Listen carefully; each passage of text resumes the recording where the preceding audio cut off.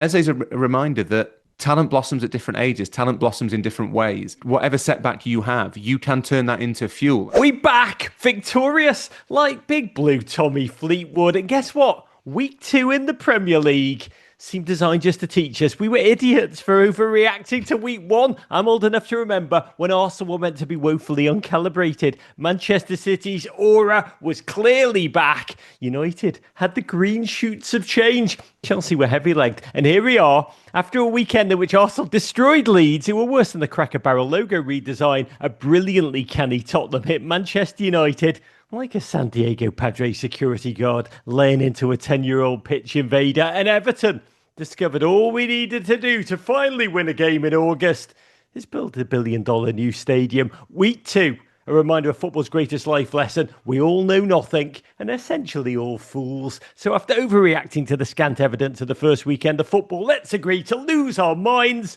in the complete opposite direction this Monday morning in the company of a man, a gent who's left his bunker in Harrogate, Yorkshire to go on the lash in France again. To joy to say, bienvenue to Mr.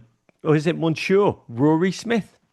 On the lash with a 7-year-old and a 3-year-old, Rog. It's the type of lash everybody dreams of. They're old enough. You're old enough to go on the continent, Raw. You're old enough to live a life, but you're back in France. I think you keep sending me these exquisite mountain photographs. Feels very Alpsy, Raw. Yeah, we're just outside Chamonix, which sounds very, very kind of jet set. And there's a little bit jet set, Rog. My daughter is mainly concerned by there's this sort of ghostly sound of cowbells that ring throughout the valley constantly. And she's very concerned about the cows. She wants to know when they're coming. And it's lent the whole thing quite a menacing air. Yeah, that sounds like the beginning of a pretty horrific Netflix horror flick, I gotta tell you. But it's your vacation. Don't let me ruin it for you. Culinary, Alps, Chamonix, or wherever the heck you are. What's been the highlight, Rook? The highlight, actually, we stopped in a brilliant place in Paris on the way. We took the train down here. We stopped in a place recommended by my sister called Ground Control, which is, for those of you in Philly, it's a little bit like Reading Terminal Market with far fewer options, but a great place to take kids. It's got like an antique video game section, a board game section. There's pizza, there's beer, there's Taiwanese chicken. It was magnificent, and I will put it, Rog, as a public service on the map that can be accessed if you are a subscriber to the correspondent newsletter. It will be added to that to guide you should you be near the Gare de Lyon at any point. Because the way you've just described that Reading terminal market with far fewer options, isn't that essentially just the rest of the world that is not Reading terminal market? But don't get me involved in that crack, because Philly food wars are genuinely the most intractable. Gotta say, I do live through you with the World Cup coming at this rapid rate of knots, Raw. I have sadly not had much of a vacation this summer. I had one day in the magical kingdom of Portland, Maine, which is a city I go to every year, sadly just for 24 hours this year, a city that I love. This Thursday, Raw, I'm headed upstate to Hudson, New York, for one night to spend some time with my brother Nige, who's over here. My wife is so psyched for us to, have a break, have some respite, have some time together, one night away. And I've got to break it to her this week that I need to get up at 3:30 on Friday morning to film with Mo Salah. I think any marriage as strong as yours, Rog, can withstand that. I think knowing your wife, knowing that her wisdom, her patience, her obviously poor taste, I think that she will understand that there are certain things you've got to do for Mo. Yeah, I know and those certain things include being vaguely in the Zoom background in a hotel room at 3:30 in the morning, trying to sleep with an eye mask on, while your husband's like, well, Mo, let's talk about abs. Imagine the dreams you'll get from that, though. Imagine the dreams that she'll have from thinking about Mo Salah's abs. And if anything, that's the place you want to be. My wife's a better kind of woman, but can I just say, was it Ernest Hemingway who said, I love sleep? My life has a tendency to fall apart when I'm awake. That's pretty much how I feel today after a weekend of exquisite wonder, which we're going to unpack in some great detail. It is time, Raw, to make a toast. Let me just say, before we pod, how much of a joy it was to spend time with so many of you listeners to this show this weekend in our new Men in Blazers Discord channel. We wanted to create it. We talked a little bit about it, so I won't repeat too deep, but we wanted to build a safe space to talk through games together. And also, by the way, life outside of games, books, food, movies, clacking away in between the games, to connect, to think, to laugh. That's not Twitter, where you can do very few of those things in a positive way now. So we built this Discord, and I just say we dreamt about it, we built it, it's been a lot of work. The reality, I can't think of a better place to talk about the highs, the lows, the VAR escapades, the meltdowns right here than in our Discord with you GFOPs. I just say what I've learned this weekend is football is better with friends. Join right now at the link in the show notes. Also, Columbus, Ohio, come and have a pint with me and Clint Dempsey and Hercules Gomez and Wilfred Nancy as we come into your fortress ahead of the US, splashing into town September the 8th. Tickets avails in that link. Well, we're doing all the plugs. You mentioned your newsletter, The Correspondent, which is a highlight of my week on our network, but tell the people what they need to know. Yeah, I think we're now in week 3 of The Correspondent, which is my contribution to the Men in Blazers newsletter universe, the extended universe, Rog. And it's brilliant that we've had so many emails from people, we've had so many suggestions of subjects, that there's an appetite to kind of go a little bit deeper on some things than maybe you can elsewhere. And it's similar. It's the best thing about a newsletter is that you are from a journalist point of view, is that you are writing for people who are actively engaged. And the more people who'd like to become actively engaged, the better. So feel free. Yeah, it would be great to see as many of you as possible subscribing to The Correspondent. I gotta say, carrying your byline on our network is no BS, no mockery, nothing sarcastic. It means so bloody much to me, and I know so many of our listeners. Again, show notes for subscriptions there, but let's dive on in. I want to raise my first Michelob Ultra of the day to the transcendent scenes at Everton. Yes, transcendent scenes at Everton. Our historic opening of a new home, the Hill Dickinson Stadium. John Champion in comms said it beautifully. He said, Everton have left the museum for a spaceship. And it was an ecstasy to witness us essentially playing football in the Premier League equivalent of Tony Stark's Razor House. I have spent a lot of time in that Razor House as it's been built. But to see it full Sunday, with nearly 53,000 Blues, I'll be candid, I shed a tear when the players ran out onto the field to the familiar tune of Z Cars. And I know that I'm not alone. We have struggled to get here. It's taken 8 years to build, through the pandemic, through the demeaning grind of that ownership takeover, the relegation dogfight after relegation dogfight, point deduction after point deduction. And when those players ran out into the sunshine, you felt an overwhelming sense of the memories that are to be made. You felt a sense of the Blues in all of our lives who are not alive to watch with us. And the awareness that this place is going to last 133 years, please God, in its own right, and be filled with its own wonders, its own rituals, its own memories. And as that noise exploded, what noise? I just felt an incredible awareness that it's honestly unreal that we survived to live this moment, to live this day, that we actually went out and won in the sunshine, reinforced all of it. We'll talk about it later in the show. But I felt the kind of feelings, Raw. There's a line from Oliver Sacks. He wrote about love, and I adore this, but I felt it truly in this moment. He wrote, my blood is champagne. I fizz with happiness. I smile like a lighthouse in all directions. That's how I felt yesterday, Rook. Did it feel and look different to how you'd imagined it? You know, when you live it, for me, my brain works. I almost forget what I dreamt about, what I thought about almost immediately for me in life too. Anticipation. I'm a big anticipator, but very quickly the reality just kind of bricks that in alive. I'll tell you what, I feared going in that the whole day would be overwhelmed by people angry, you know, with the travel, the parking, the inevitable, you know, new stadium, the kinks. There's always a desire, you know, to lash out. There's always a desire to find the negative amongst the positive, and particularly in football, where anything minor is then amplified by all the haters, you know, all the other teams. This golden moment, you kind of want to crap on it. I feared the footballing bumps, Rook.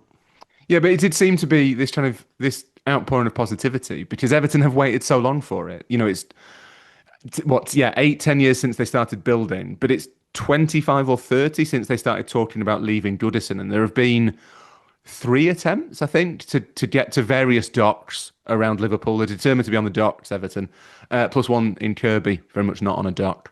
And I think that Evertonians in general have been waiting for it for so long that it was what struck me from afar was the kind of the purity and the innocence of the pleasure. Because most pleasures in football are asterisked, they are qualified, they are caveated, but there was genuine joy for Evertonians in being there. I guess the separation of the sadness of leaving Goodison, which was completely legitimate and totally unavoidable. That's always going to be a difficult, wrenching moment. That did feel as though that was a thing that happened last season. And this just felt like a new start. And there is something joyous in that.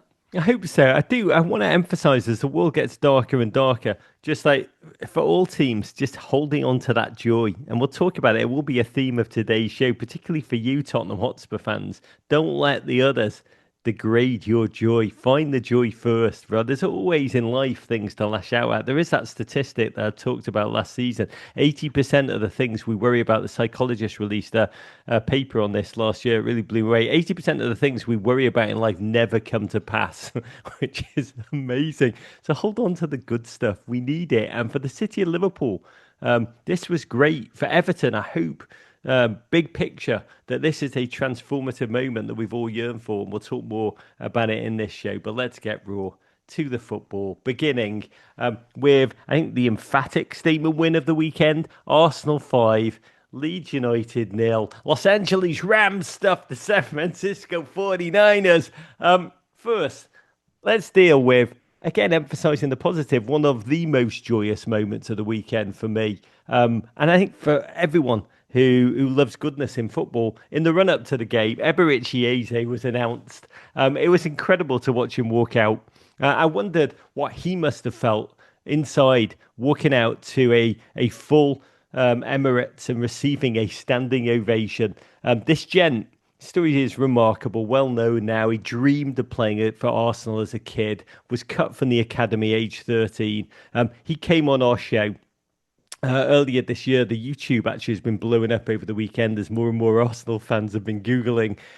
He talked about how being cut at 13 by Arsenal Football Club crushed him, destroyed his... He took it destroyed my identity, my confidence. It began just an absolutely free fall through the youth academy system. I think 3 youth academies. He had to grind his way first from the Championship to the Premier League, and now back home to Arsenal for a cool $91 million. Back as it turns out, having called Arteta as a late desperate attempt, he was going to sign for Spurs. Just called Arteta to say, "Do Arsenal want me?" Yes, they definitely did. And now he's back wearing the jersey of his first true love. Raw. I mean, that is an epic odyssey. And it required tenacity, faith, family, sacrifice. He is one of the most soulful footballers in the league. Yeah, and he's also become one of the most popular, I think. There is a groundswell of real affection for Eberechi Eze and his story, what he represents, not just the fact that, he came from the Championship and established himself in the Premier League. He's a reminder in that sense of the virtues of the English football pyramid, which is something that all of us hold really dear. But as you say, his journey through the academies, and without kind of Hollywoodifying it a little bit too much, I think it's a really potent reminder to young kids, just because there are thousands of kids in the academy system, and they are in many ways kind of cannon fodder. That there's an awful lot of players who are at Premier League academies, so that the players they actually think will make it have someone to play against. That's a huge thing that they have to bulk up the numbers. And Eze is a reminder that talent blossoms at different ages. Talent blossoms in different ways. That whatever setback you have, you can turn that into fuel. And I don't want to sound like a high performance podcast, but because this is a low performance podcast. Low performance Roger, completely honest. Raw, stay on brand, baby. This is the football low performance podcast. It's really hard not to be inspired and to be uplifted by Eze's story. And I think the other thing that has been really warming about it is not only did he leave Palace on really good terms. He put out a beautiful statement to Palace saying thank you for all those moments, saying that he'd never be able to describe what the journey to Wembley meant to him. But he doesn't seem to harbour any bitterness towards Arsenal for releasing him. That speaks volumes of his character as well, that there is no sense of... He doesn't feel like he's gone back with a point to prove. He's not going to prove whoever the academy director was who released him, 14 years ago. He's not gone back to show that guy. He's gone back because it's the place that he wanted to play football, and that in itself is beautiful. Yeah, it is beautiful. I got to say, in the interview with him, where, God, we were both wearing almost identical New Balance sweatshirts. One of us looked stunningly beautiful, like they were just off a catwalk in Milan. The other one of us looked slightly battered, like they just put out the recycling on a Sunday morning. But when we talked about the Arsenal, and he said, it was my whole identity. Age 13, I was the kid. I'd look at the badge and know that everyone in school was pointing at me, being like, he's the kid that plays for the Arsenal. He's the kid that's going to play for the Arsenal. It crushed him. And you could he may not be annoyed, those that cut him, but he still feels the pain. It is still an open wound that's driven him. So this is the moment. This is something that a dream that has been roiling inside of him for over a decade, and we're about to see it lived out when he's at the peak of his powers. And I'm quite fascinated mentally, emotionally, footballingly, how it's going to be. And God, his arrival was fascinating. We're going to talk about this a lot, but it completely shifted the optic, the aura, the vibes around the club. There was a lot of frustration after that week one win against Manchester United. It was an unsyncopated struggle, we were told, but it was incredible how shafting the Spurs to capture Eze's signature just completely changed the mood. The football itself was forgotten. I mentioned in my big weekend preview, I had been inundated by every Arsenal fan in my life texting me pretty well the same meme, which came, I think, from WebMD. It was a medical question put into Google. What should I do if my erection will not go down? That is a troubling set of messages to get, Rog. I think you've coped with that remarkably well. I didn't understand it until after Everton played the first game at the Hill Dickinson, and then I understood it. Yeah, you get all these messages saying, "What should I do if my erection won't go down?" And your immediate first thought is, "How did they know?" Yeah, who's hacking my phone, lads?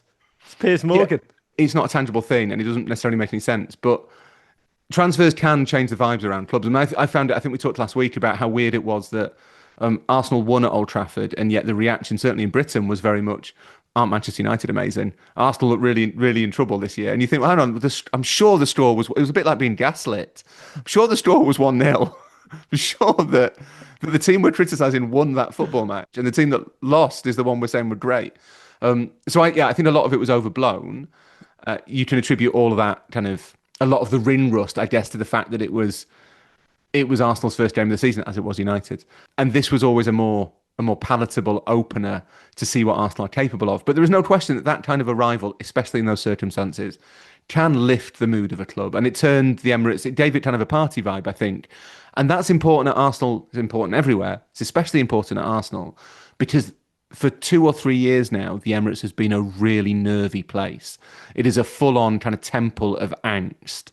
And for Arsenal to have the chance just to have some unfettered joy in something, that's really important. Yeah, I mean, you felt it a little bit here, those nerves setting in, because in came Everton Slayers Leeds. It was a cagey opening. 15 minutes in, Leeds trying to play the ball out the back, coughed it up, ball fell to Gyökeres, about 7 feet out with just the goalkeeper in front of him. He had all the time in the world, but decided to stab out a foot and whiff the ball wide for a moment, I say this with love, a Chelsea era Fernando Torres. $86 million. That money doesn't make you immune to pressure and nerves. And yes, Leeds had never won in the Emirates. They flickered through Dan James, frustrated Arsenal, who for all the new pieces, Madueke out on the left, Zubimendi still bedding in the heart of the midfield, they couldn't find that final ball. And you did feel that frustration, Raw, did start to kick in. But then what do you know? A corner. Rice, God bless, a fine in-swinging ball. Arsenal did their kind of NFL offensive line rotating thing. Leeds didn't pick it up at all. And I'd written this in my newsletter on Friday. The only surprise would be which defender would score for the Arsenal from the corner. This week it was Timber, nodded a cross goal. Raw, 32 goals from corners in the Premier League for Arsenal since, I think, the start of the 2023-24 season. It is a love story, Arsenal and corners. They stormed into last season with this new playbook, and then it seemed like opponents had cracked the code, deciphered their moves. Will the same happen this? They'll have to get some different routines because the Premier League learns fast. It's a really quick study. And I guess that there is an argument that Leeds have probably not faced Arsenal doing that corner routine before and therefore are more vulnerable to it than everybody else. towards the end of last season, Arsenal had changed it up. They'd stopped doing that kind of crowd the back post, everyone run forward thing, and they'd alternated into different patterns. I guess that the same thing will happen, but to an extent, Rog, the oldies can be the goodies, can't they? And this one worked. Although I'm not sure Timber meant to score with his back. I think that feels like maybe that is Nicholas Jover's next trick. I know, that's it. That's what he's doing. That is Jover's precision. He's just like using every part of the body. I bet they train crotching at home like Christian Pulisic in the World Cup. God bless. It takes that commitment. It takes that marginal sacrifice. Arsenal fans entertaining themselves singing Eberechi Eze. He's one of their own. Erdegaard limped off with shoulder knack. But on the stroke of half time, what do you know? An Arsenal goal from open play. I didn't know they trained for those, Raw. Saka, been quite quiet by his standards so far this season, roofed the putt like Conor McDavid, high stick side. And it felt in that moment like, Arsenal's season has just kicked off in earnest. And then it happened 3 minutes into the second half. Gyökeres, who didn't have a shot at Old Trafford last week, remember that? Was sprung round the corner by a wonderfully inspired first-time flick by Calafiori. This was the position Arteta had talked to about. His big Swede loves it, just backing up defenders in space, and he cut inside, powered past his opponent, swiveled the ball into the near corner. Roy, I want to say, I don't know what emotions you felt in that moment. I felt relief, happiness. I've got to be candid. I did not want to go to a narrative where we all, oh, what a big lug. He just toils and Flanders like a tabloid pinata. I am relieved that we're seeing instant impact. And I think he felt that. He roared. You could see like relief, release. For 1 second, he just let it all out. And then, of course, he snapped into the commercial obligation of the Baymass celebration. I'm elated, Raw. We can now see how he performs with the pressure off. Yeah, I wrote in the correspondent last week, Rog, speaking of plugs, that a really good debut, especially a debut that's on TV, can have a massive impact on the way that a player is perceived, and that in turn can have a massive impact on the way that a player's kind of career at any given club goes, or at least how it feels, because it changes the narrative around them. It makes it feel like Tijani Reinders was the example I used then. Feels outdated now. But like it changes the questions that are asked about that player. It changes the mood around that player when they get the ball on the pitch, particularly at home. It creates this kind of buzz or anti-buzz if they've made an immediately positive first impression. And Gyökeres, to be honest, didn't. Gyökeres at Old Trafford looked like a lot of the question marks over the deal that brought him to Arsenal were valid. He was a pure striker, a pure number 9 in a team that had never previously played with one. He looked a little bit more physical, a little bit less refined than a lot of his teammates. And he also looked like someone who could well have scored a lot of goals in Portugal, but maybe would struggle a little bit more in England. But I guess what he reminds us against Leeds is that every player has their own pace, and that this is his first home game against a much more kind of indicative defence than Manchester United. Man United away is a really hard game for anybody, no matter how bad United are. Gyökeres against Leeds looked like the sort of player that Arteta needed, to be honest, which is a number 9 who can score goals against the bottom 12 of the Premier League. That's what they were lacking. Arsenal's record against the top 6 or 7 is great. In those tight games, Arsenal are really good. The problem last season particularly was they would occasionally drop points to teams who were worse than them. Gyökeres is designed to try and solve that problem through just being physical, being bullish, being kind of present, being direct. And against Leeds, he showcased that he can do the thing he has been signed to do.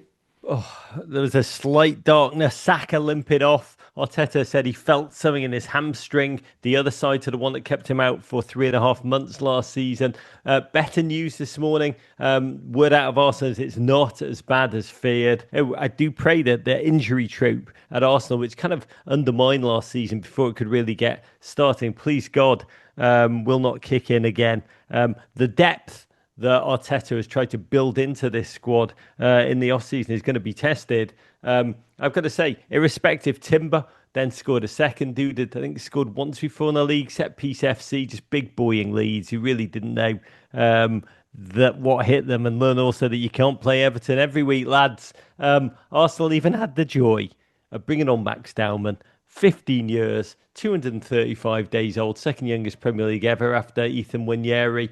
Glenn in our Discord wrote, Max Dowman was read the story of the 2003-4 Arsenal season and would have thought it happened so long ago. It was a fairy tale. Raw, he's 15. I mean, it is crazy. I think this, for me, was the first time in my life that I've realised my Premier League dream may be over. I think it's looking that way, Rog, but never give up. I don't think you should give up. It's remarkable how young Max Dowman is. Testament, obviously, to the work of Hale End, the academy at Arsenal. And it's also, there's something wonderful about it because I think Arsenal have, and I don't mean this necessarily critically, Arsenal have really fixated on signings for so long that there's always been this sense around the club of, well, we need to sign this type of player to solve the problem. He's the final piece of the jigsaw. We need to spend more money.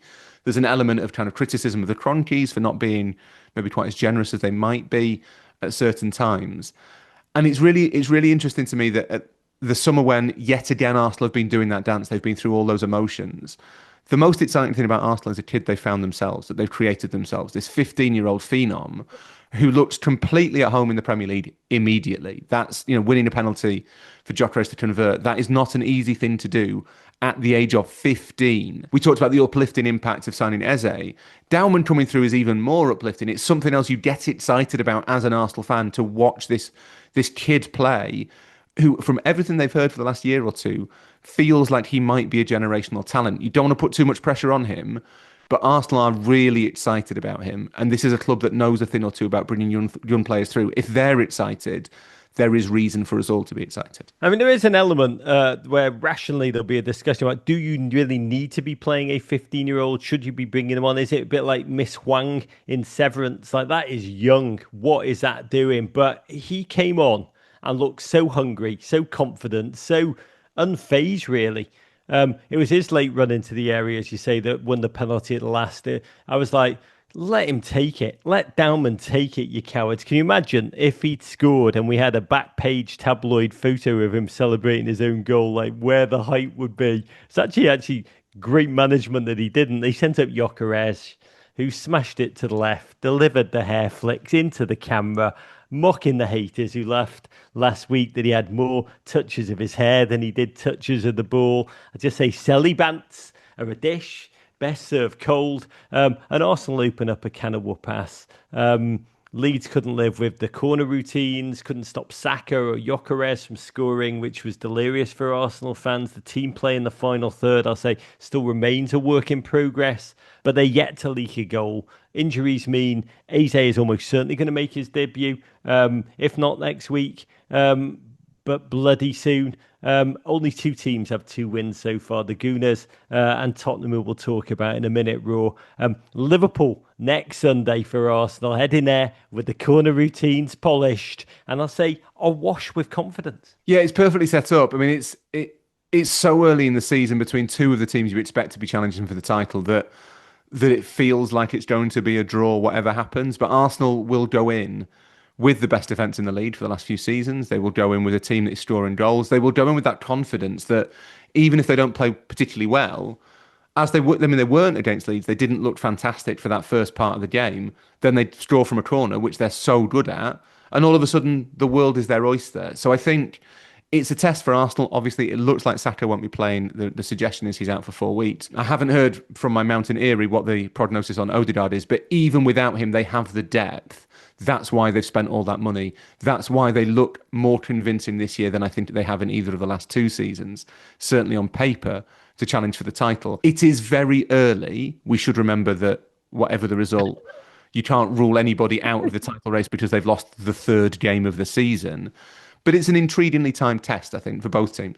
Why can't we lose our heads, Raw, and talk about favourites for the title after Liverpool's title dreams over? Shattered. 180 minutes of football proof. Well, everything and nothing. By the way, I do want to quickly say, when I was watching Arsenal fans absolutely laugh with thunder during Eze's signing, there was one fan mocking Spurs. He talked about how Eberechi signing would make Tottenham fans, quote, piss boil.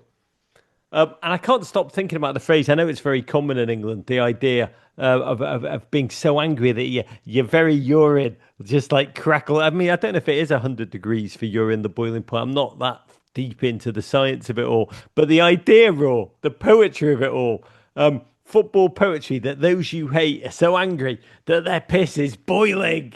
It's Do amazing. you know what? I think I can't stand that phrase, Rog. I think it is a social media thing. I don't know if I've ever heard anyone say it, but I might be wrong. If you use it a lot in conversation with your parents, with your kids, let me know.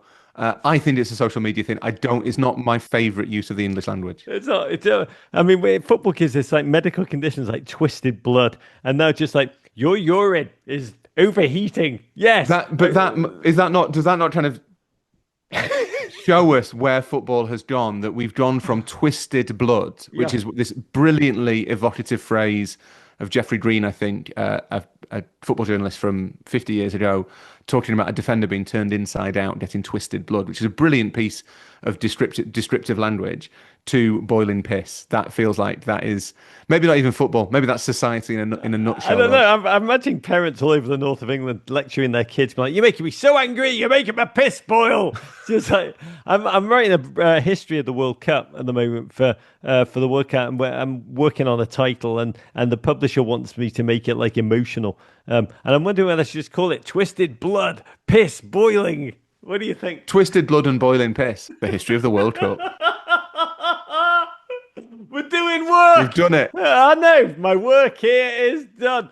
From one side of North London to the other, Manchester City 0, Tottenham Hotspur 2. What? Less a footballing match. This is something I really do want to talk about. This game, more than any other, was more a symbol of football's ongoing challenge of the modern period, which is really more than ever distinguishing the signal from the noise. The game capped a week in which everybody laughed at the Spurs. Injuries, Maddison, Kulusevski, both long-term absences, the humiliating misses in the transfer market, Morgan Gibbs-White, Eberechi Eze, just an ongoing agony. And those two players, any loss, it felt like just going to be a phantom limb with which the team would be kicked in the face with. Thomas Frank had to talk quite beautifully in his press conference after being negged by Eze. It felt like Eze was definitely going to the Spurs, but Chairman Daniel Levy had taken so long about negotiating out as if he was trying to buy the player on layaway.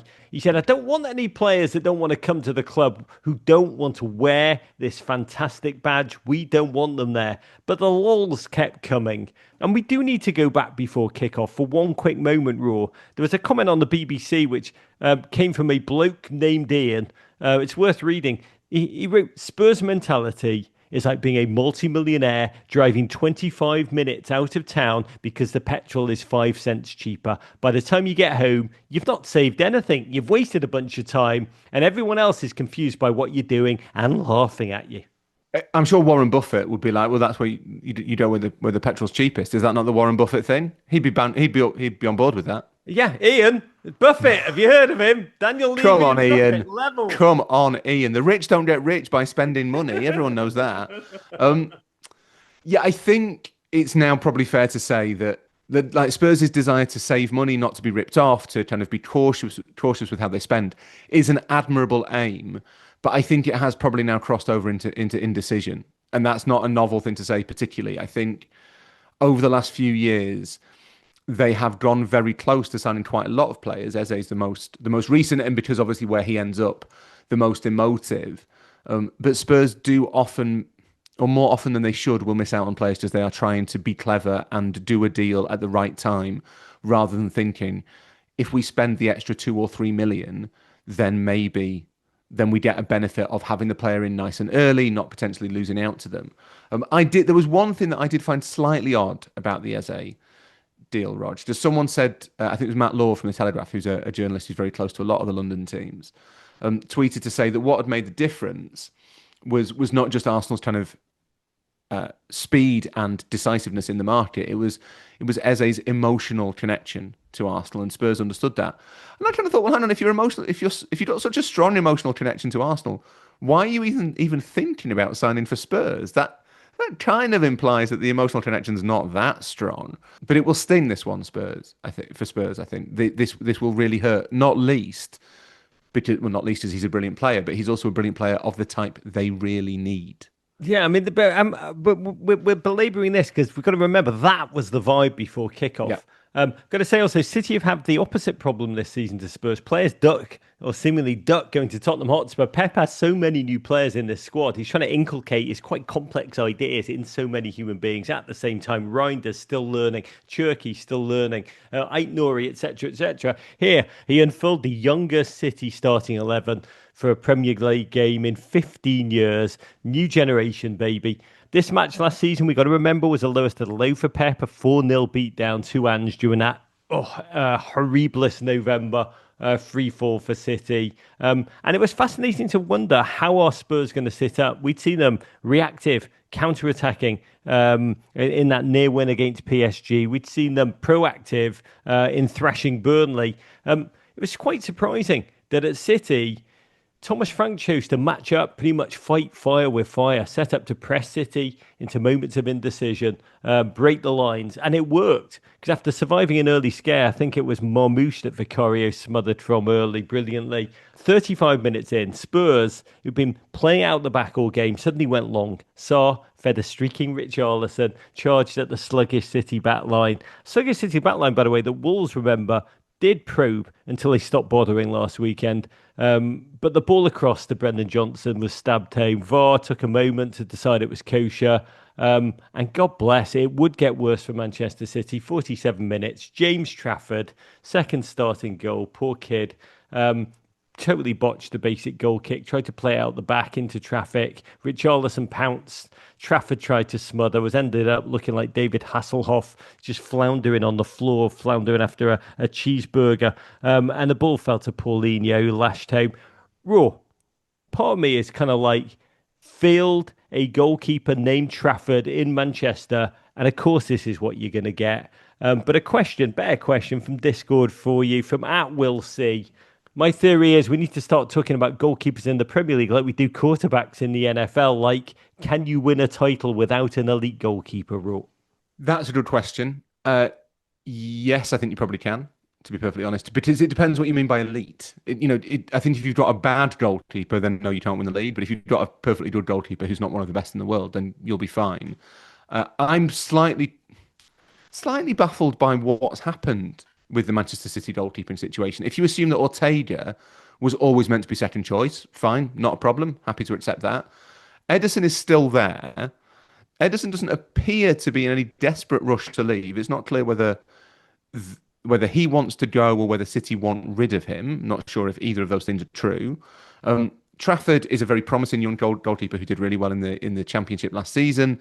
But I don't think anyone was thinking he is ready to replace Ederson at a team with designs on winning the title. The whole thing seems very strange to me, if I'm completely honest. I don't think that mistake, as egregious as it was, I don't think that is indicative of kind of Trafford's level, but it does show that when you have a goalkeeper who's much more engaged with play than would have traditionally been the case, it's quite complicated getting the patterns of the passing into them in such a way that they don't make mistakes like that. There are always going to be teething problems. And for James Trafford, it's just a shame that it happened so early on in a game which City went on to lose. Because obviously if that happens and they win 3-1, it doesn't really matter. But against Tottenham, and again, especially against Thomas Frank's Tottenham, which I think it might even not be a shock that Spurs won this game, Rog, because both Spurs and Thomas Frank have got a very good record against Manchester City. So combine the two, and it's not hugely shocking. But obviously for Trafford, it means that his mistake looks like it's the one that led to City's defeat. That's not a great way to start your career. And rumours now abound of PSG's elite shot stopper, Gianluigi Donnarumma, arriving. I've got to say, he's not the kind of keeper that's always comfortable with a ball at his feet, which Pep's football demands. So, God bless. I mean, it does feel like almost a self-inflicted wound at the moment, the City goalkeeper crisis. But back to the game. This was suddenly a woeful City who seemed like they just melted down like Medvedev. Churky was bullied off the ball. The defensive backline looked so ridiculously vulnerable up high.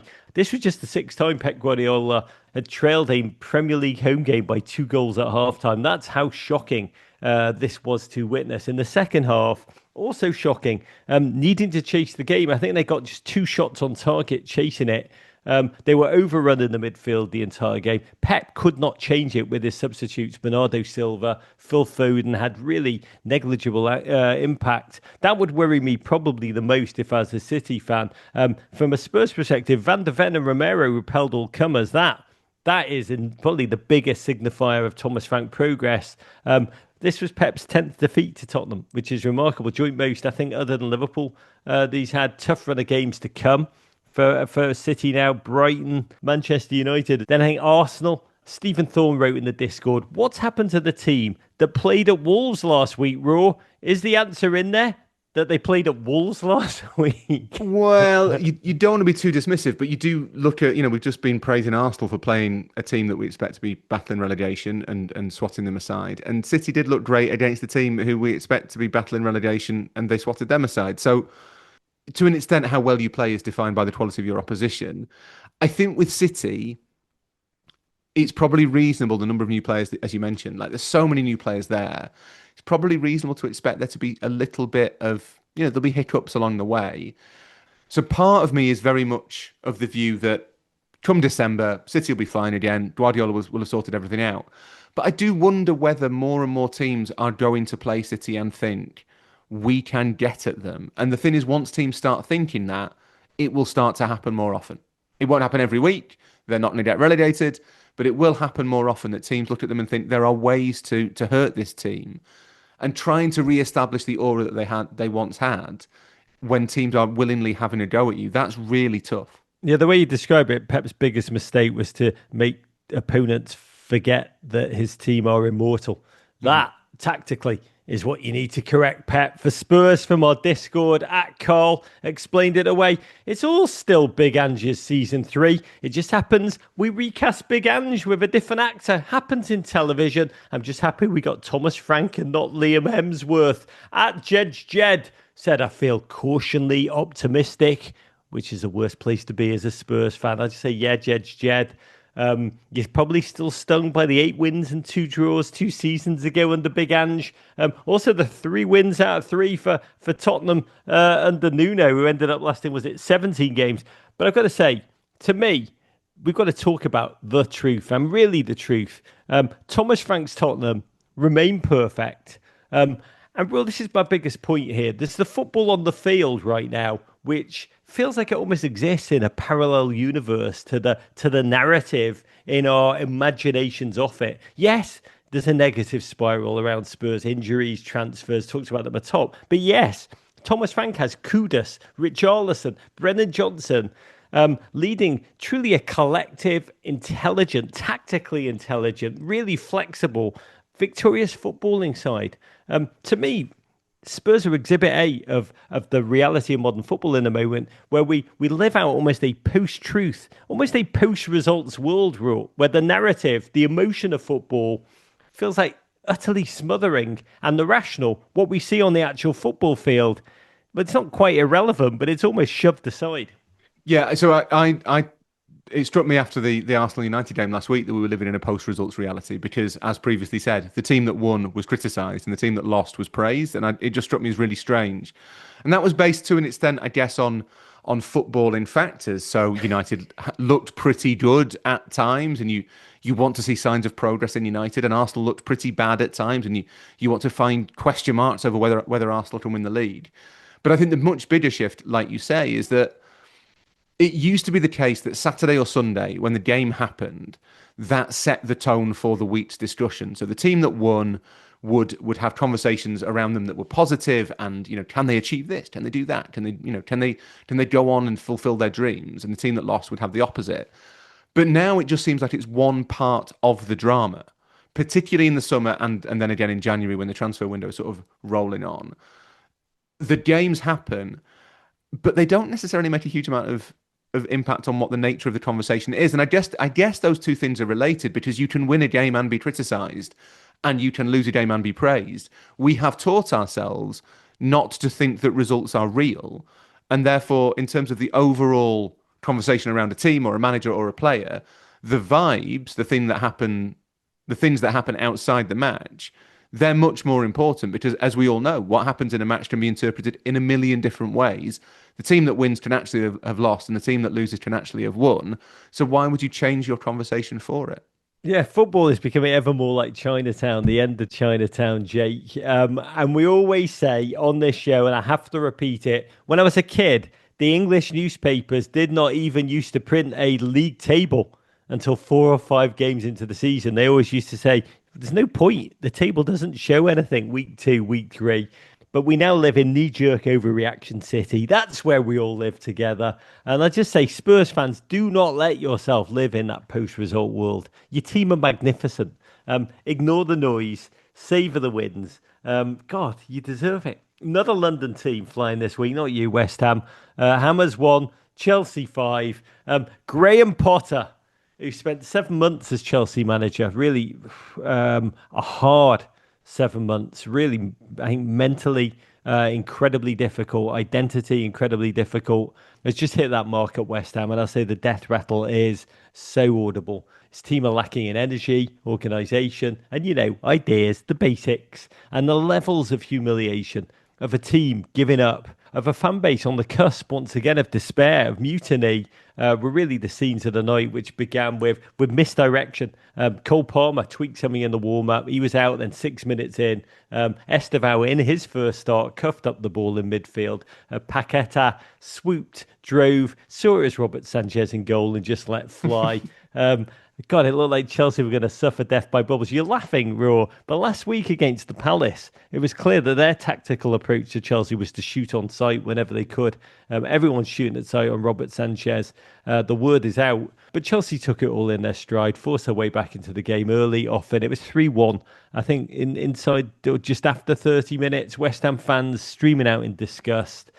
Third goal, by the way, for Chelsea, created with a bolting run by Estevao, 18 years of age, floated through the West Ham backline in a style that was just utterly stunning. But that whole first half, Raw, that is football. Paqueta, a wonder goal, pointing up into the night sky, believing that it was his wonder goal that was going to define the night. And the next, he was just being crushed by Chalobah in possession, having his team be absolutely pants. 1 second, you feel you're soaring to the heavens. The next, you're just crashing down to earth with your wax wings melting and your own fans, I think, delivering more wanker signs per square acre than anywhere on earth. Yeah, it's not a happy place, West Ham, at the moment. And as you say, you've kind of seen it coming. There seems to be a futility, like a pointlessness to West Ham. They are, my Observer colleague, George Sims, described them on Sunday as maybe the only team in the Premier League that don't have a purpose. And I think that's right. They're not going for the title or for Europe, obviously. They're not a sort of team that's trying to promote youth, or they don't have a clever recruitment strategy that they're trying to prove works. They're not a stepping stone club for other teams, particularly. But nor do they really give the vibe that they think they should be battling relegation. They don't feel like they're lucky to be here. They just kind of are. And that is, there's an ennui to West Ham. Not a Thierry ennui. There's a sense of they don't know why they're here. Nobody else knows why they're here, and that in the Premier League can be fatal. There is nothing that is more certain to lead to disaster than drift in English football at the moment, and West Ham have been drifting for 2 or 3 years now. Graham Potter seems to be, I don't know if he's not the cause of it, but he's certainly a consequence of it. He seems to be caught up in it. He will probably be sacked at some point, and somebody else will come in. There will be a bit of a bump, and then they will drift again. And that is what it is to be West Ham. God, Thierry Henry. My dad obviously passed away for over a year now, but when you just made that joke, it was as if he was alive. And what the over 70s would love that. Yeah, they love that joke. What on we, Roger? Thierry Henry. And I'm very proud of himself for making that joke. God bless you, Dad. I mean, you captured a lot there. I mean, it is. I heard from more West Ham fans than any other team over the weekend when they watched Everton's new stadium, saying that's a new stadium done right, because obviously the move to the London Stadium, an Olympic stadium with a racetrack around it, atmosphereless.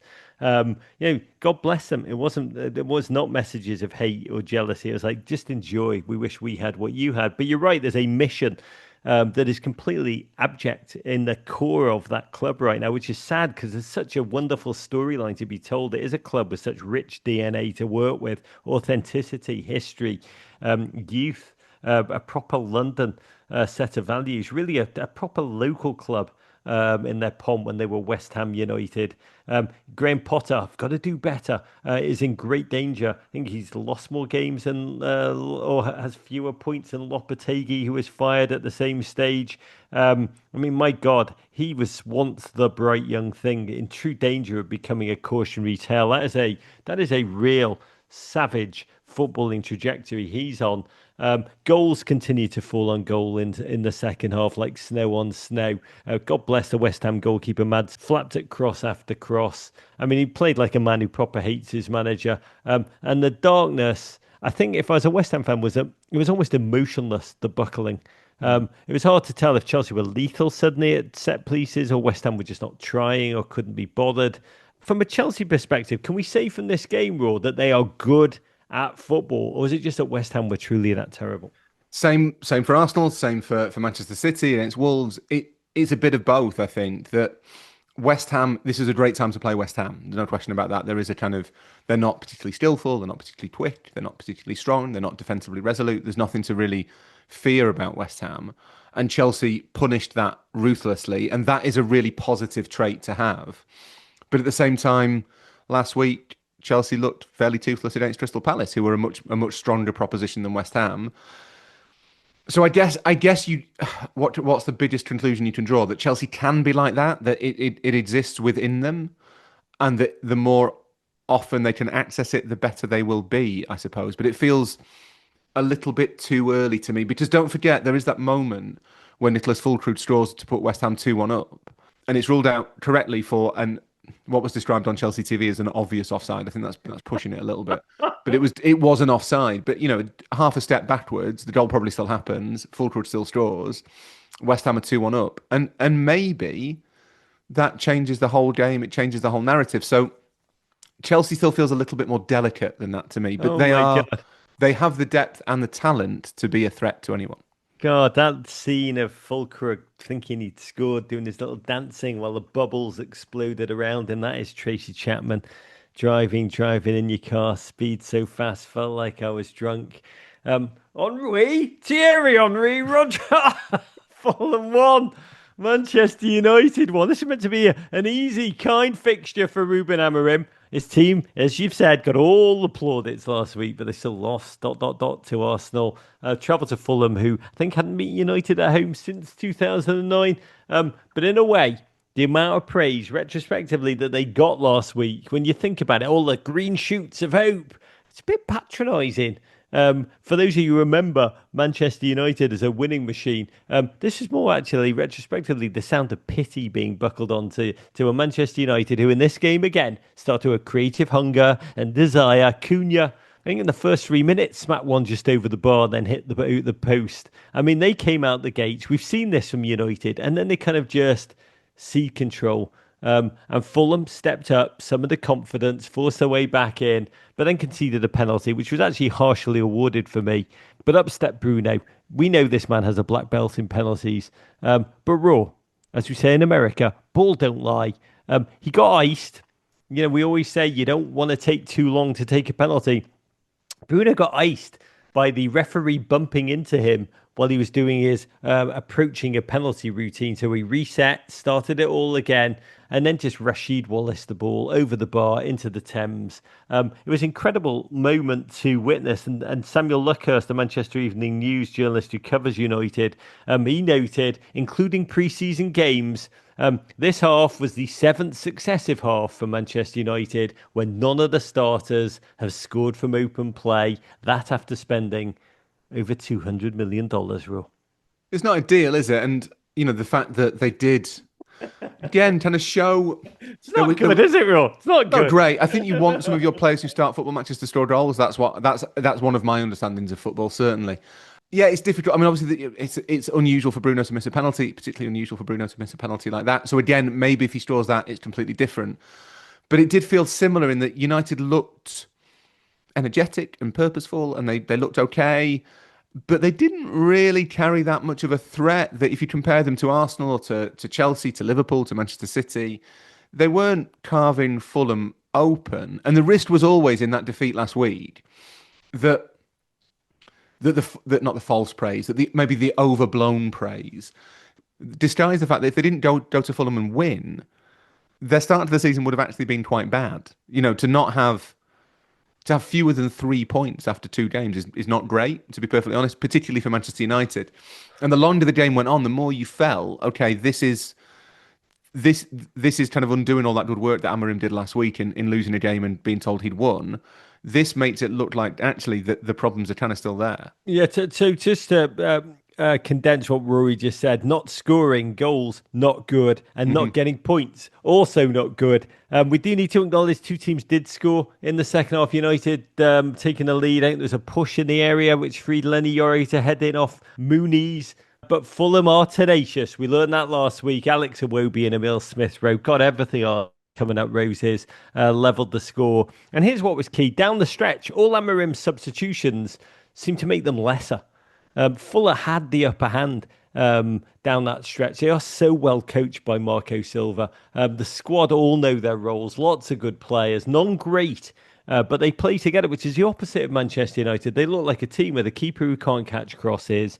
A new striker still finding his feet. 0 goals so far this season as a collective from open play. That after signing 2 of XG's greatest overachievers last season. The midfield can't control games. And the statistics around Amorim are terrifying. I mean, Twitter seems purpose designed for him. How his coaching record of 7 wins in his now 29 league games, win percentage of 24.1% is exactly the same as legendary duffer Neil Warnock, who was twice relegated from the Premier League. Raw, Amorim told his team, he said that we need to grow up in his interview. But at a certain point, looking at Marco Silva making so much out of little and almost no new transfers, watching where Ruben Amorim is, don't we have to say a huge part of this, it's got to be coaching. But it was the same last year when Amorim kind of at the same time as he was pleading for patience, for time, making it sound as though it was ridiculous to expect any manager to kind of have an immediate impact. Vitor Pereira pitched up at Wolves and immediately turned them into a really good team. And he thought, hang on, if the old Portuguese man can't do it, why can't the young Portuguese man with much better players do it? Old Portuguese man. And now he's run into a slightly older Portuguese man who has limited resources. They've not really signed anyone this summer, Fulham. There's been a little bit of a suggestion on this side of the Atlantic that maybe Shahid Khan's focus is elsewhere, that Fulham are kind of just bubbling along. They're okay. They're not going to get relegated. They'll be fine. Silva's a safe pair of hands. But they are incredibly well coached, and they never appear anything other than very well coached. Whereas United still seem to be, they are in moments, they look great, Manchester United. They look really, really kind of hungry and energetic and intelligent.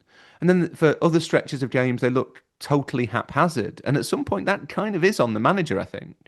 In other games featuring Iberian managers of great renown, Bournemouth won, Wolves 0, massive win for Bournemouth. The team who've lost so many players over the summer, truly gutted, but not apparently lost much of their self-belief at all. I think they had 5 new players featuring in this game, one by an early goal from Marcus Tavernier.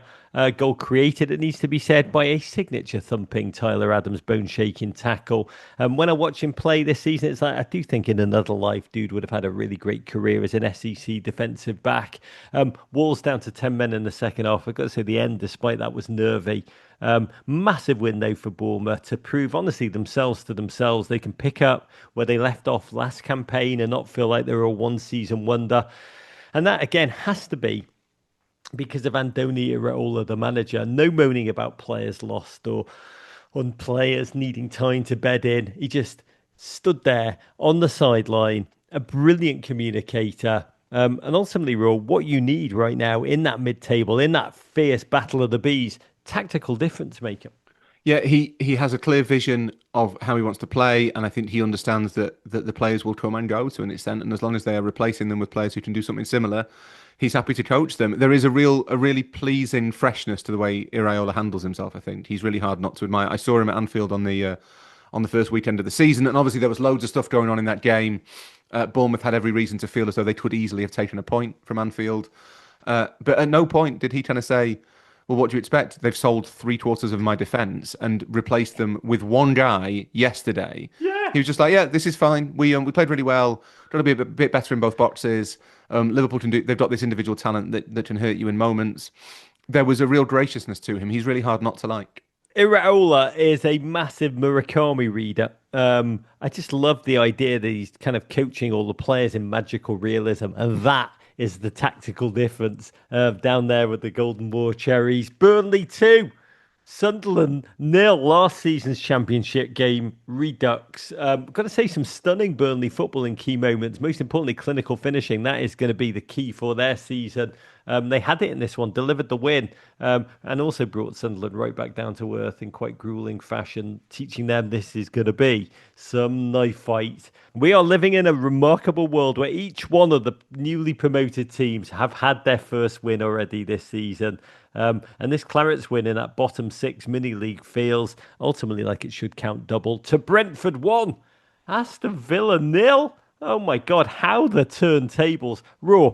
I am old enough to remember when Brentford's new manager, Keith Andrews, was meant to be a joke. When losing Brian Mbeumo and Johan Wieser refusing to play was meant to kill the bees. Not here.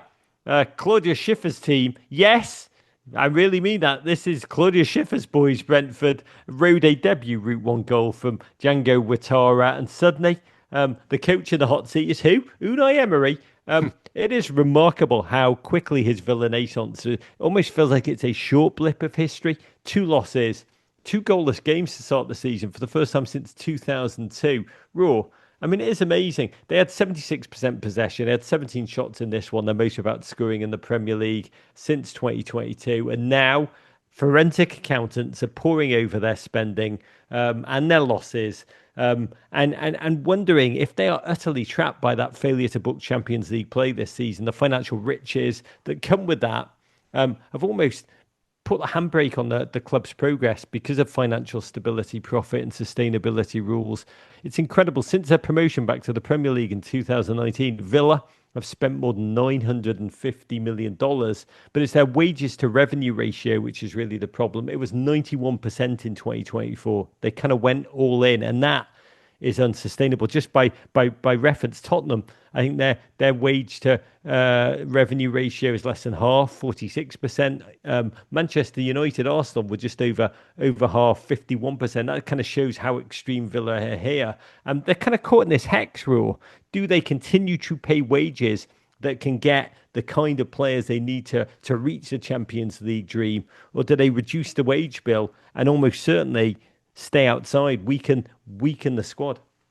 Yeah, I wrote a piece about PSR this last week, Rog, and I've had some feedback on it from both Aston Villa fans and Newcastle fans. Because my view was basically that you can 100% argue that Villa and Newcastle have been limited in the last couple of years by the PSR rules, but they've both spent more than basically every club apart from maybe 10 in the world in the last 5 or 6 years. It's really hard to make the argument that they have been limited in their spending. They haven't. What's happened is that, as you say, Villa kind of went all in, and I think both of them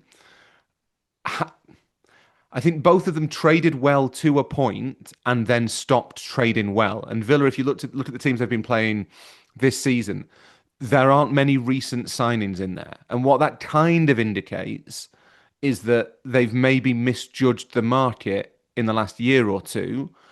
Obviously, there was Rashford on loan, Asensio on loan, which were both smart decisions last season. They've both gone. But it suggests that they've kind of not thought, their hit rate has dropped in the last year, 18 months, and that has stopped them churning through players, which is kind of what you need to do to thrive in PSR. And whether those rules are good or not, they are the rules, and Villa have been limited by them. The wages to turnover thing, I think, is different. I think that's just bad business, to be perfectly honest. I think to be committing that much money to your current playing squad and assuming you will make the Champions League to make up for it. We have seen that before in England in the dim and distant past. That is exactly what Leeds United did, and it is still the cautionary tale. 22 years ago, Leeds took the risk. They went all in on, we will always be in the Champions League. We can afford these salaries. And the club took 10, 15 years to recover. That, much more than making sure Newcastle can't make the Champions League. That is why there are profit and sustainability rules in English football. It's to save clubs from themselves, Villa took the risk. And to be honest, just they didn't win at Old Trafford on the last day of last season. When everybody was winning at Old Trafford, they're not in the Champions League. That is what has kind of ground it all to a halt. I'd like to think they'll be able to trade their way out of it. They sold Jacob Ramsey to Newcastle. That will help. There may be one or two others that they can do to kind of get the gears moving again. But there is a little bit of a sense of status at Aston Villa at the moment. It does feel as though the club as a whole feels as though it's run aground, that it's run out of road, which I don't think is true. If you look at their progress from the Championship to the Champions League in 5 years, it's possible. You just have to be good at it.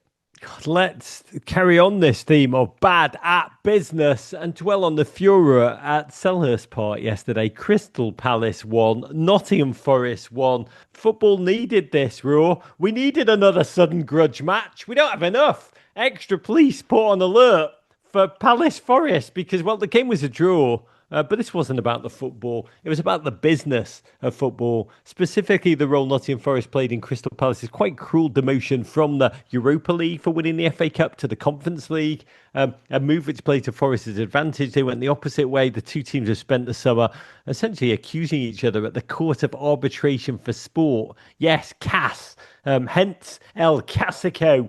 And now we dance once again with Forest owner Evangelos Marinakis, very much public enemy number one at Selhurst Park. I say the banner that Palace fans unfurled at this game, it's on our Instagram if you need to see it. It depicted, amongst other things, the Nottingham Forest owner holding a gun to midfielder Morgan Gibbs-Whitehead. It was quite startling. But it wasn't just Palace fans who were beefing with the big Greek. His own manager, Nuno Espirito Santo, on Friday, kind of out of nowhere, although it has been crackling, just talked to the press conference, say his relationship with his inimitable owner, his blind trustor, I think he is, was, quote, not good. Rumours abounded. He wanted to be sacked, would be sacked, but no, he was there on the sideline. That man who'd taken his team from 17th place to Europe, saying there is, quote, no smoke without fire. I mean, Raw, we have joked about the essence of modern football, that we're just cheering for shirts in a way, or at times just cheering for spreadsheets. Are Nottingham Forest fans at this point just cheering for their estate planning attorneys, their technical drafting skills? And this is where football gets to, kind of bureaucratic legalese, litigated, first technocratically in court, and then again, in quite extreme ways by fans who I think are reeling by their feelings of true impotence and almost irrelevance. Yeah, it does feel at times as though football's too big for itself now, doesn't it? That there are forces being exerted upon it that the game isn't really qualified to handle. So yeah, I mean, Evangelos Marinakis is one of the richest men in Greece. He has incredible kind of legal power behind him. He's used to getting his own way. I think that's probably fair to say. I hope Evangelos Marinakis doesn't take exception to that characterization of his personality.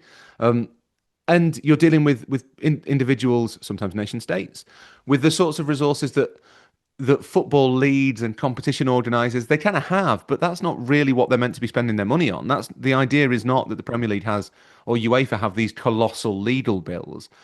And all of these owners are trying to shape the game so that it works for them. They don't like the idea that it might not work for them. And it does feel, Jonathan Wilson has made this point a load of times, that football used to be a player's game, that you'd go to the stadium to watch a player, that it would be defined by, the magician in the number 10 shirt. And I think for the last somewhere between 20 and 50 years, it's slowly become a coach's game, that we think of games being decided by the sort of mega mind strategy of some philosopher king. Pep Guardiola has been kind of the zenith of that. But really, it's an owner's game.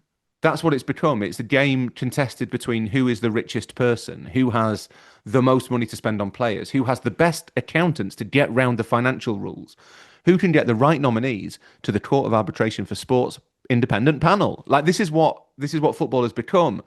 And as fans, this is hopelessly naive given my week on social media talking to Aston Villa and Newcastle fans, but at some point, we kind of have to, I think as fans, we kind of have to think, is this what we want? Do we want it all to be settled by which rich man has the best lawyers? I'm not sure we do. I'm not sure that's healthy for the game.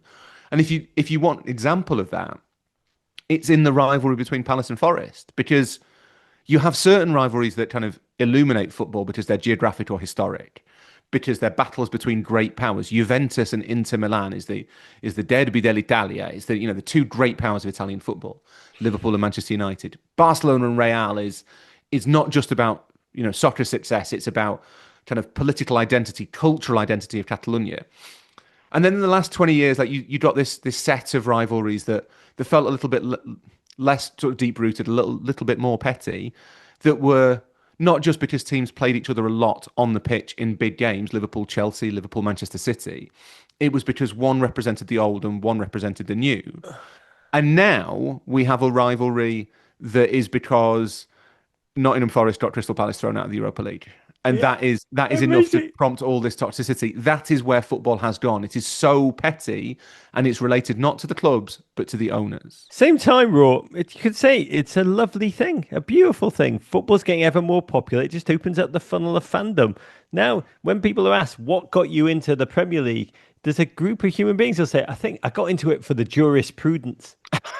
Yeah, exactly. Yeah, just the accountancy. I think some of the accountancy is really smart. I just love the legal philosophy that's at the core of the thing. So welcome, legal minds. You can listen to more about the Premier League in our other podcast, Criminology Today, where we go deep on this stuff. By the way, Arsenal fans listening to this are like, oh my God, just when we got ourselves a number 9, football's suddenly about super silks, barristers and your lawyers. We can't get ourselves one of them. I mean, that's where it is. It's not about the players anymore. God bless. Talking about beefs, tonight Newcastle host Liverpool. But God bless, the most popular team in the world that everybody wants to play for. Visits the team who I think feel about as popular as Chris in Everybody Hates Chris. I expect this game to be a true knife fight with the spirit of Alexander Isak just floating above it.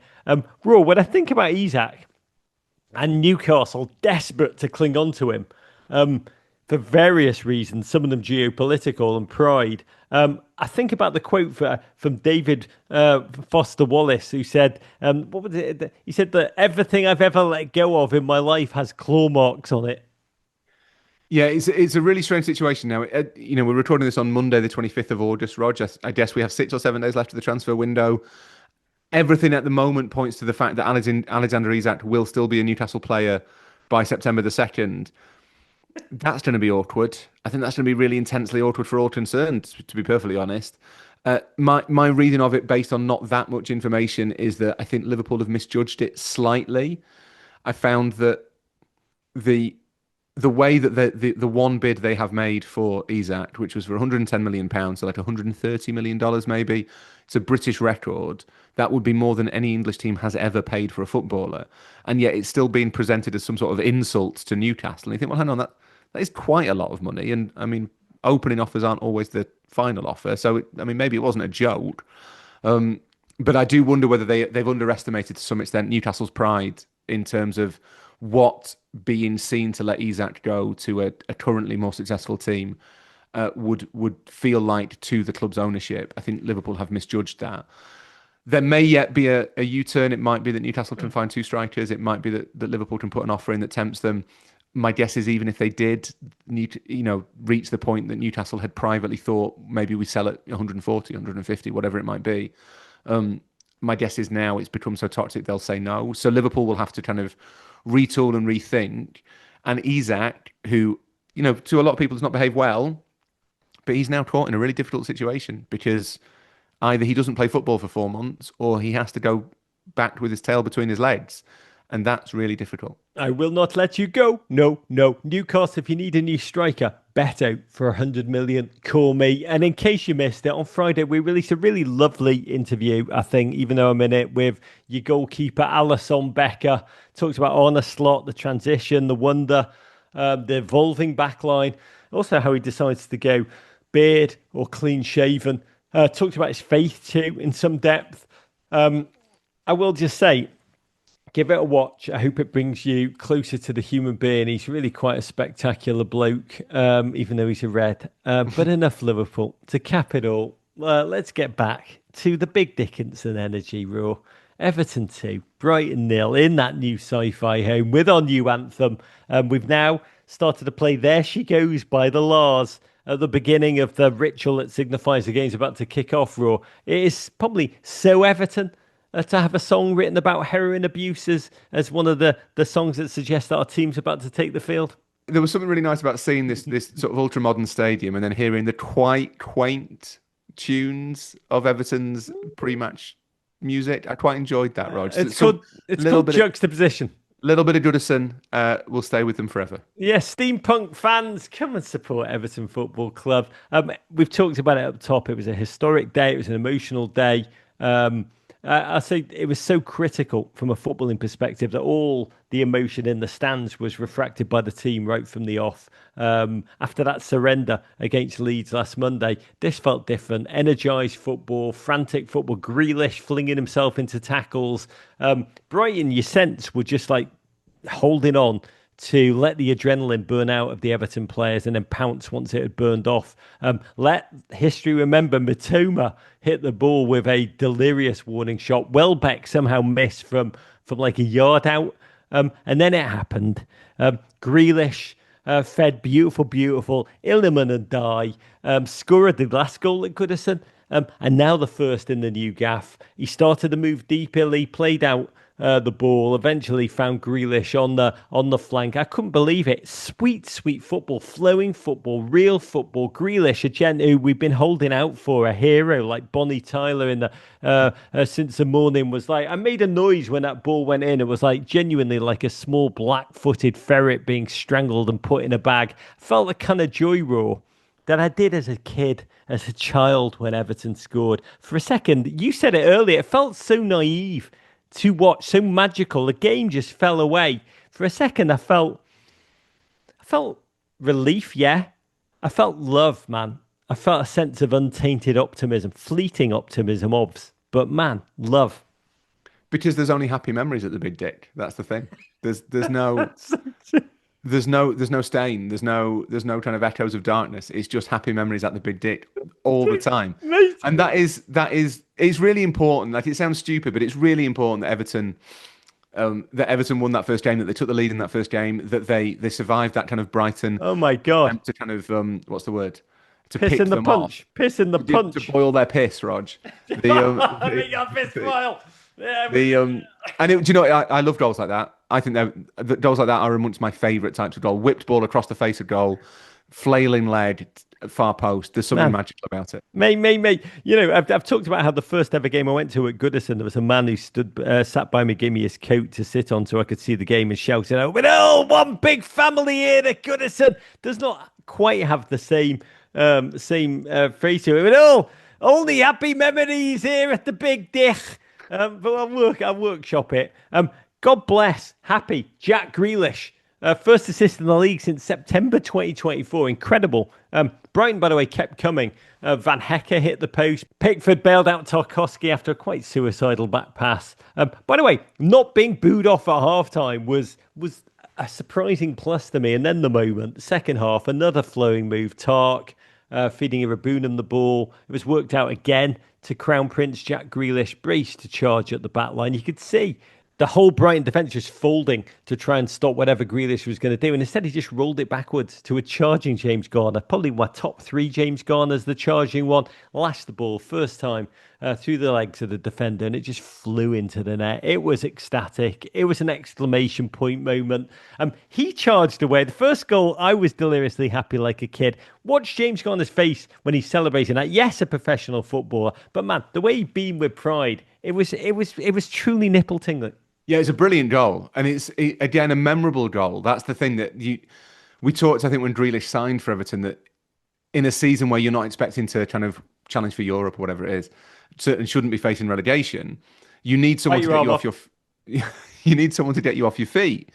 And goals like that, I mean, Grealish will get the assist for that. You know, maybe it's a relatively cheap assist. I'm not sure how much work he did to lead to the goal. It was the fear of Grealish. Honestly, you watch that goal. The fear of Grealish, yeah, maybe. The space. Yeah. But to have a goal like that effectively to decide the game, it creates this positivity, and that is what Everton need. Yeah, I think Grealish will say James Garner couldn't miss because of the quality of the pass. We had the Jordan Pickford penalty save to cap it all, preserve the clean sheet. I will say, above all, to see Jack Grealish's redemption journey, I hope it's a redemption journey, begin at the heart of this victory. I found it very moving to watch him post-game, how moved he was in this moment, trying to rein it in emotionally. I can't wait for him to talk to the media a little bit more. I think it's really amazing. And in this historic day, his assists, by the way, 2 assists, as many as he's had in the last 2 seasons at Manchester City combined. Just say, may they be the first and many more to come. The world feels like a happier place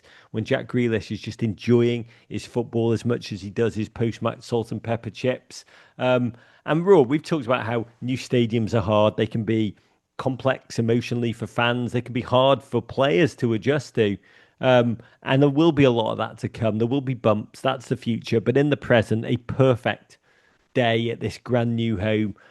So many magical memories made. The prospect of young, creative fellow tiny shin pad brother Tyler Dibbling incoming. But above all, the noise of the fans. It was their passion, their commitment that have gotten us here through a terribly hard decade. I feel so proud. I feel so relieved. I feel so happy in equal measure. I think this win was important, Raw, but not to lose was probably even more so. I know that sounds slightly weird, but stay with me on this. It kept the club away, crucially, from just the scorn of social media pylons and fume. And now, please God, they can just build with respite and I hope a modicum of calm. Yeah, well, Grealish said afterwards, didn't he, that he'd not particularly enjoyed football for a while, and I think that's also true of Everton. That no one at that club has been enjoying football for quite a long time. That it's felt like a real grind, and the new stadium is meant to be a chance to have a fresh start. It is a chance to kind of begin again, and the more they can the longer that feeling goes on, the longer that endures, the better for everybody. It gives Everton that sense of optimism, of freshness that a new home should. Raising a glass to Everton, rejuvenation, and 133 years of memories to be made in this new place. Come on, you Blues. Raw, let's cap this with a letter from our quite bulging mailbag. You can write to us at meninblazers@gmail.com. Send us any questions you've got for Raw. Here's our letter of the week from Hunter Gilbert in Tucson, Arizona. What a beautiful part of the country. Raw, do the honours. Hunter writes, last week you read an email from a GFOP, Spencer Hughes, where he spoke about his personal experience with the growth of soccer in our nation. Made me want to share my own side of the experience with you. Sometimes it's tough to see how far the United States has come as a soccer supporting culture when you look at it from a bird's eye view, but it's changing rapidly at a smaller scale, which I've experienced in my own life. I work for the fire department in my city, and it's safe to assume that the culture in my department is about what you'd expect when it comes to sports. Very American football, baseball as America's pastime, and a bit of NBA sprinkled in the mixture. As such, a lot of the perspective around soccer is the classic American approach. The game is too slow, the players dive too often, there's not enough about the owners. There is not enough scoring. The bit about the owners was me, Rog. Wait till you hear about... Yeah, guys, wait till you hear about the jurisprudence. Has anyone mentioned Evangelos Marinakis? These are the classic comments I would hear around the fire station when I would throw a game on in the background of our day-to-day activities. I noticed a shift, however, during the 2022 World Cup. Games were on in the mornings, and I was fortunate enough to put them on the day room television set between our work activities, due to no other American sports being on in the morning. A curious thing began to occur, particularly on December the 9th. I really noticed a shift. This day had two significant games, Netherlands against Argentina and Croatia against Brazil. If you remember, both of these games went to penalty kicks. To my surprise, deep into the second game, I turned to look behind me at the commentators in my station, and I saw four of my co-workers standing in the background like a bunch of dads pretending not to be interested in a movie their kids were watching, but getting totally sucked in anyways. That's a good stance, that. They'd stood there and watched the entire first game, and were now deep into the second, poised on the precipice of fandom, ready to celebrate Messi's win with me. Fast forward to the final, and I was receiving continuous messages from my co-workers during the entire game. I felt so honoured that they allowed my passion to seep into their world to the point that they could not enjoy it without my presence. They'd gotten hooked on one of the best games that has ever happened, and I now have many supporters of the sport within my classically soccer-averse work fire department environment. Long story to my final. It's good when you've got the firefighters, you know you're winning. Exactly, and then we've won. Long story to my final conclusion, which is that the sport within my own world is growing immensely on a small scale, in grassroots interactions everywhere. I'm sure I'm not alone, and every fan out there has opened the eyes of someone they know to the immense emotional impact of the sport. The absolute ecstasy of a goal against the flow of play, to the utter devastation of a penalty shootout. In my experience, it wasn't even my pressure for the love of the sport, just proximity to it that turned sour approaches to joy. I feel this is happening everywhere in the country, not just my little southwest city. The culture is growing rapidly, and we have glorious times ahead because of it. That's a lovely letter, Rog. It is such a beautiful letter. Hunter Gilbert also wrote, Tucson is a city of gastronomy, Rory, and I have many restaurants to showcase the top Sonora Mexican cuisine as a recommendation when you visit. Raw, we got to go. I've been to Tucson. My sister lived in Tucson for a year, and I went out a few years after that to stay with the family that she lived with on my way to Mexico. So I have been to Tucson. It's lovely. It's very hot. It is. We've got to go into spring when the flowers are blooming there. It is truly, truly stunning. I've got to say, this Hunter Gilbert story, you beautiful man. We want to come out. We should do a live show in Hunter Gilbert's fire department, Rook. That'd be amazing. Why don't we do that? I mean, Why don't just play all? Let's just play all the fire departments. Maybe I don't know. Will that grow football, or will that actually kill it if we do a fire department tour? It's a delicate thing. Maybe we don't do it yet. It's genuine. We didn't start the fire, as B. Joel once sang. I do want to say, when we started Men in Blazers, we used to do a series called I Testify, which was like one American after another. We asked for stories of how you had all fallen in love with the sport. You know, many of the letters were like, I used to hate it with a violent hatred. And now somehow I've got a Tottenham Hotspur tattoo on my forearm. And I don't know how it got there. We do need to get back to it because it's happening, as your letter says, Hunter, faster, more often than ever. The stories are powerful, sometimes funny, sometimes sad, always beautiful and moving. Send us your stories in depth to meninblazers@gmail.com because just logically we are growing so fast at this network because of these stories, because of this new passion, because of this sense of discovery. I couldn't love it more. Hunter Gilbert, send us your postal address. We will send you a coveted Men in Blazers patch, and maybe one day we will play. Oh, the Tucson, Arizona Firehouse. That is it for today. We've got an incredible interview with LA Rams head coach Sean McVay coming on Friday, which will talk about his love of football in general and his relationship with Mikel Arteta, which is really fascinating in particular. Raw, God bless. How long have you got left in France, you Crown Prince of Harrogate? Couple more days. I'm going to go. I think it's quite hot here as well. Not as hot as Tucson. Just up the road, there are some little water pot like holes, little pools, plunge pools that are full of alpine glacial water. So I might go and jump in one of those, Roger, and cool off. Feel the spine-tingling kind of freshness of meltwater, just to reinvigorate myself for the season ahead. Because look, we're 2 weeks in. You're knackered. Well, we've already learned lots of things and immediately unlearned them, and I just can't keep up with the pace. Good, I love it. You can either live life like Rory and jump into natural glacial waters, or you can live life like me and have to tape with Ian Graham and Fabrizio Romano transfer deadline. Oh, those are the two, forthcoming. Yeah, those are the two. I know. Well, why don't you do that and I'll do the glacial water raw? Why don't we do Ian Graham in a glacial meltwater pool? Oh my God. Well, next door to a firehouse in Tucson. Let's take down all the big dreams of our life in one jump. This is Rog sending you big love. Let's not take a second of watching football together for granted. Big love and courage.